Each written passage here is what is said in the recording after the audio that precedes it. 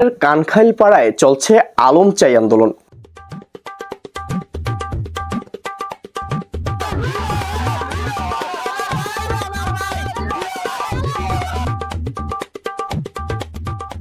Hero আলমের উপদেশটা কি আমাকে লাগবে। আমাদের কানখাইলপাড়ায় হিরো আলমরে উপদেষ্টা হিসেবে রাখতে চাই। যতদিন এই দাবি মানা হবে ততদিন আমাকে আন্দোলন চলতে থাকবে। প্রিয় দর্শক, স্বাগতম সবাইকে অসময়ের খবরে। দেশ ও দেশের বাইরে থেকে যে সময় সংবাদটি দেখছেন সেই সময়ের সংবাদ উপস্থাপন করছি আমি শ্যামাই টিভির সিইও এম এম হাসান। আপনারা দেখছেন বাংলাদেশের একমাত্র পেট্রোল চালিত ইঞ্জিনযুক্ত নেটওয়ার্কবিহীন শ্যামাইখোর টেলিভিশন শ্যামাই টিভি। শুনছিলেন সংবাদের আগাছা, ফিরছি বিস্তারিত সংবাদে। উপদেষ্টা হিসেবে মানতে চাই। আমাদের এইখানে কানখাইলপাড়ার যদি উপদেষ্টা বানানো না হয়। এদিকে বরিশালের কানখাইলপাড়ায় চলছে আলম চাই আন্দোলন। হিরো আলমকে মন্ত্রিসভায় উপদেষ্টা হিসেবে দেখতে আন্দোলন করছে বরিশালের কানখাইলপাড়ার ভার্সিটির ক্লাস 5-এর কিছু শিক্ষার্থী। তাদের এক দফা এক দাবি, আলম তুই মন্ত্রী হবি।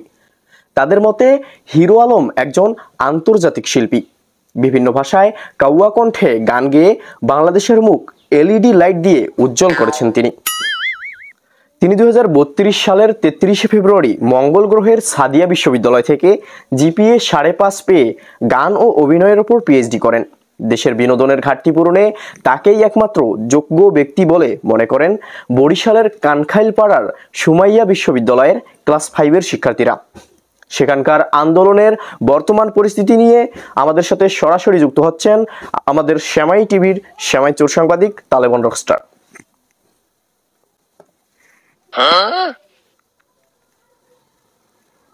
হ্যালো মিস্টার রকস্টার, আপনি কি আমাকে শুনতে পাচ্ছেন? হ্যাঁ। কে এম হাসান, আমরা আপনাকে দেখাচ্ছি বিভিন্ন লোকের কাছ থেকে তথ্য নিয়ে।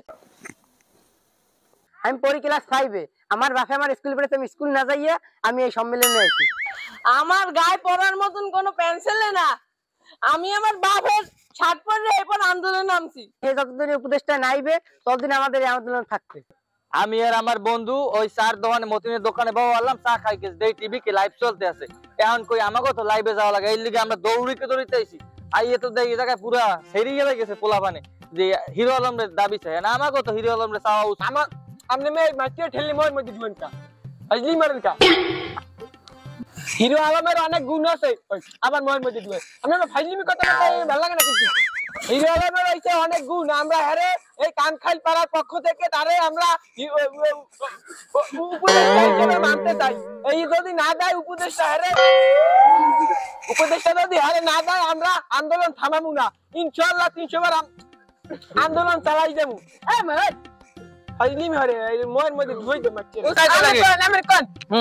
আমি মোহাম্মদ মুতাকাজি, আমি চাইতেছি কানখাইলপাড়ার পক্ষ থেকে সবাইকে নিয়ে আমি আন্দোলন করা শুরু করেছি। আমি আর আমার এই লগের আমি কিন্তু করতে পারো সাংবাদিক রে তালেবান রকস্টার।